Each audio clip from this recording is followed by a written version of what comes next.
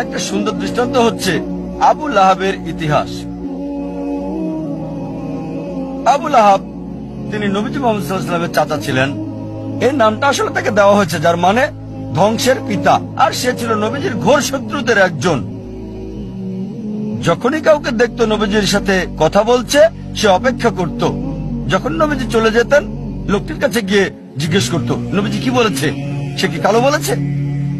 এটা সাদা। সে কি দিন বলেছে? না, এটা রাত। সে নবীজির বিপরীত বলতো। নবীজির চিরশত্রুদের একজন ছিল সে। সে রাস্তায় চলতে চলতে অনেক সময় মিথ্যে কথা বলতো নবীজিকে ভুল প্রমাণ করার জন্য। আর পবিত্র কোরআনে একটা সূরাই আছে, সূরাটির নাম লাহাব, অধ্যায় 111, যা আমরা সবাই ভালোভাবে জানি। সালাত অনেকবার পড়া হয়, তাব্বাত ইয়াদা আবি লাহাব ওয়া তাব ইত্যাদি। এই সূরাতে উল্লেখ আছে যে আবু লাহাব এবং তার স্ত্রীকে দোজখের আগুনে পোড়ানো হবে। তার মানে কখনোই মুসলিম হবে না, তারা কখনোই ইসলাম গ্রহণ করবে না। এই সূরা নাজিল হয়েছিল আবু লাহাবের মৃত্যুর 10 বছর আগে। যখন এই সূরা নাজিল হলো, একটা কাজ আবু লাহাব করলে, ইসলাম গ্রহণ করলে কোরআন ভুল প্রমাণিত হয়ে যেত।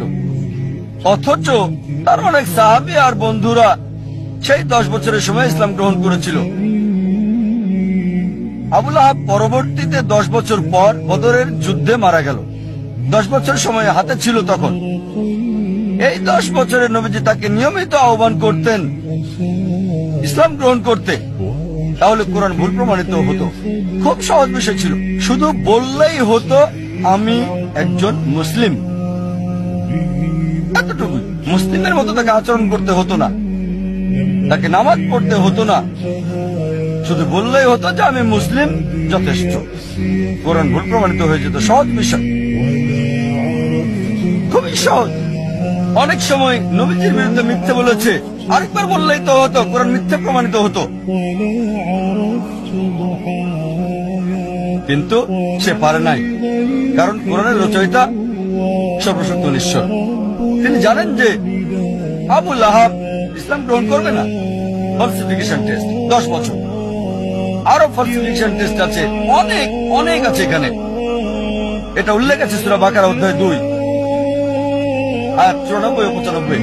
ইহুদিদের একটি দল ছিল যারা মুসলিমদের সাথে তর্ক করেছিল আর বলেছিল যে আখিরাতের ঘর আল্লাহর সাথে শুধুমাত্র আমাদের। তাই আল্লাহ বলছেন সূরা বাকারা অধ্যায় 2 আয়াত 94 ও 95, যদি তারা বলে যে আখিরাতের ঘর আল্লাহর সাথে শুধু তাদের জন্য, তাদেরকে বলো মৃত্যু কামনা করতে। যদি তোমরা বলো নিশ্চিতভাবে আখিরাতের ঘর তোমাদের, আখিরাত তোমাদের, তাহলে মৃত্যু কামনা করো। এই আয়াত আরো বলছে তারা কখনোই মৃত্যু কামনা করবে না, কখনোই না। একটা মাত্র কাজ ইহুদিদের করতে হতো, কোরআনকে ভুল প্রমাণ করার জন্য বলতে হতো আমি মরতে চাই। সহজ ছিল, মরার দরকার ছিল না। এমন না যে আত্মহত্যা করতে হবে, নিজেরা নিজেদের স্তব্ধ করবে। একটা বিষয় বললেই হতো আমি মরতে চাই। সহজ ছিল। কোরআনকে ভুল প্রমাণ করতে বলতে হতো আমি মরতে চাই। 3টি শব্দ কোরআন ভুল প্রমাণিত হয়ে যেত। আল্লাহ বলেছেন সূরা বাকারা অধ্যায় 2 আয়াত 95 ও 96, তারা কখনোই মৃত্যু কামনা করবে না, তাদেরকে যদি 1000 বছরও বাঁচতে দেওয়া হয়। সহজ ছিল, খুবই সহজ ছিল কোরআনকে ভুল প্রমাণ করা। এই দুটো ফলসিফিকেশন টেস্ট হলো অতীতের ফলসিফিকেশন টেস্ট। আমাকে বলতে পারেন ভাই জাকির, এখন কোরআনকে ভুল প্রমাণ করতে চাই, এখন কিভাবে করব? এখন কি এটা করা যাবে? হ্যাঁ, সবার জন্য সুযোগ আছে। আল্লাহ বলেন সূরা মাইদা অধ্যায় 5 আয়াত 82 যে বিশ্বাসীদের জন্য তাদের আপনজন হচ্ছে ওই সমস্ত লোক যারা বলে আমরা খ্রিস্টান, আর ঘোর শত্রু হলো ওই সকল লোক যারা বলে আমরা ইহুদি আর মূর্তি পূজারী। কোরআন বলছে বিশ্বাসীদের ঘোর শত্রু হচ্ছে ইহুদি আর মূর্তি পূজারীরা, আর বিশ্বাসীদের কাছে লোক যারা বলে আমরা খ্রিস্টান। সামগ্রিকভাবে কোরআন সামগ্রিকভাবে কথা বলছে। অনেক ইহুদি আছে যারা ইসলাম গ্রহণ করেছে, হয়তো অল্প কিছু ইহুদি যারা খ্রিস্টানের চেয়ে ভালো, তবে সামগ্রিকভাবে কোরআন বলছে ইহুদিরা হচ্ছে মুসলিমদের শত্রু সামগ্রিকভাবে, আর খ্রিস্টানরা কাছাকাছি। একমাত্র বিষয়, কোরআনকে ভুল প্রমাণ করার জন্য পৃথিবীর সব ইহুদিরা একত্রিত হয়ে যদি বলতে পারে, ঠিক আছে চলো আমরা মুসলিমদের প্রতি ভালো হয়ে যাই কয়েক বছরের জন্য, খ্রিস্টানদের চেয়ে ভালো হবে, কোরআন ভুল প্রমাণিত হবে। খুব সহজ, পৃথিবীর সব ইহুদিরা একত্রিত হয়ে যাক 3-4 বছরের জন্য, আর মুসলিমদের বন্ধু হয়ে যাক, তাহলে বলতে পারবে কোরআনের এই আয়াত সূরা মাইদা অধ্যায় 5 আয়াত 82 ভুল। তারা এটা করবে না, এটা করতে পারবে না কখনোই। সহজ। আরো ফালসিফিকেশন টেস্ট রয়েছে। হয়তো বলবেন যে আমি ইহুদি না, তাহলে কিভাবে প্রমাণ করব যে কোরআন ভুল? আল্লাহ এই সুযোগ সবাইকে দিচ্ছেন। আল্লাহ পবিত্র কোরআনে বলছেন সূরা ইসরা অধ্যায় 17 আয়াত 88, তারা বলে সে এটা রচনা করেছে। চেষ্টা করো আরেকটা কোরআন তৈরি করো। তুমি মনে করো মানুষ রচনা করেছে? এর মধ্যে একটা কোরআন রচনা করো। চ্যালেঞ্জ দেওয়া হয়েছে সূরা তুর অধ্যায় 52 আয়াত 34-এ। আল্লাহ তাআলা চ্যালেঞ্জ করেছেন যে এর মধ্যে একটা কোরআন রচনা করো। কখনোই তোমরা তা করতে পারবে না। এমনকি যদি সব জিন এবং মানুষ জাতি একত্রিত হয়, তারা কোরআনের মতো আরেকটা রচনা করতে পারবে না আল্লাহর সাহায্য ছাড়া। এটা একটা চ্যালেঞ্জ। আবার আল্লাহ এই চ্যালেঞ্জকে সহজ করে দিয়েছেন। আল্লাহ বলেন সূরা হুদ অধ্যায় 11 আয়াত 13, তারা বলে সে এটা রচনা করেছে। 10টা সূরা রচনা করো এর মতো করে। সম্পূর্ণ কোরআন না, এটা কঠিন। বাদ দেন এটা, ওই চ্যালেঞ্জটা কঠিন। 10টা সূরা রচনা করো কোরআনের মতো। যে কাউকে সাহায্যের জন্য ডাকো আল্লাহ ছাড়া, কখনো এটা তোমরা করতে পারবে না। আল্লাহ চ্যালেঞ্জটাকে আরো সহজ করে দিচ্ছেন, খুবই সহজ। সূরা ইউনুস অধ্যায় 10 আয়াত 38, তারা বলে সে এটা রচনা করেছে। এর মতো একটা সূরা রচনা করো, একটা, পুরো কোরআন না, 10টা সূরা না, একটা সূরা এর মতো। সাহায্যের জন্য ডাকো তোমরা যাকে পছন্দ করো আল্লাহ ছাড়া, আর তোমরা তা পারবে না, কখনোই না, কখনোই পারবে না।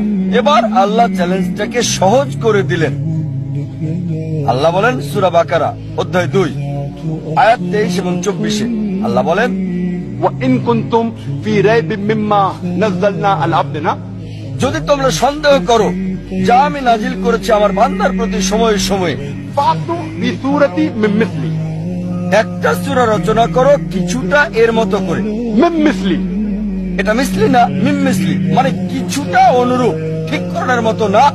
চেষ্টা করো, রচনা করো একটা সূরা কোরআনের মতো করে।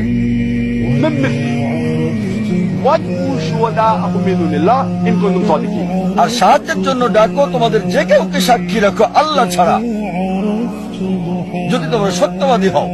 ফাইন লাম তাফআলু, তবে যদি তোমরা না পারো, ওয়া লান তাফআলু, নিশ্চিত যে তোমরা পারবে না, তাহলে ভয় করো সেই আগুনকে যার জ্বালানি হবে মানুষ ও পাথর। তোমরা তা করতে পারবে না, এবং নিশ্চিত তোমরা তা করতে পারবে না। তাহলে ভয় করো সেই আগুনের যার জ্বালানি হবে মানুষ এবং পাথর। এটা হলো চ্যালেঞ্জ। চেষ্টা করে একটা সূরার কিছুটা মিল করে রচনা করো। হয়তো বলবেন সত্যি যদি এটা পরীক্ষা হয়ে থাকে তাহলে সূরাও রচনা করতে হবে আরবিতে। তাই বলবেন ভাই জাকির আমি আরবি জানি না, তাহলে কিভাবে পরীক্ষা অংশগ্রহণ করব? ঠিক আছে, যদি কোরআনের মতো সূরা রচনা করতে হয় এটা আরবিতে হতে হবে, ইংরেজিতে হবে না, ফ্রেঞ্চ হবে না, হিন্দি হতে পারবে না, উর্দু হতে পারবে না। অনেকে চেষ্টা করেছে, চেষ্টা করে নাই তা না, শত শত লোকজন চেষ্টা করেছে আর তারা চরমভাবে ব্যর্থ হয়েছে। তারা চেষ্টা করেছে তবে বাস্তবতা থেকে অনেক দূরে। অনেকে চেষ্টা করেছে, অনেকের কথায় বইয়ে উল্লেখ আছে, তবে তাদের সবাই চরমভাবে ব্যর্থ হয়েছে। এখন হয়তো বলবেন ভাই জাকির আমি আরবি জানি না, ইহুদিও না, কিভাবে আমি কোরআনকে ভুল প্রমাণ করব? অনেক ফালসিফিকেশন টেস্টে আছে। আর একটা কথা বলবো, সেটাতে সবার জন্য সুযোগ আছে। আলোচনা শুরু করেছি কোরআনের একটা আয়াত দিয়ে। সূরা নিসা অধ্যায় 4 আয়াত 82-তে বলা হয়েছে আফালা ইয়াতাদাব্বারুনাল কুরআন ওয়ালাউ কানা মিন ইনদি গায়রিল্লাহ লাওয়াজাদু ফি ইখতিলাফান কাসীরা, তারা কি কোরআন নিয়ে ভাবে না আল্লাহ ছাড়া যদি অন্য কারো কাছ থেকে আসতো, অন্য কারো কাছ থেকে সর্বশক্তিমান ছাড়া, তাতে অনেক অসঙ্গতি পাওয়া যেত।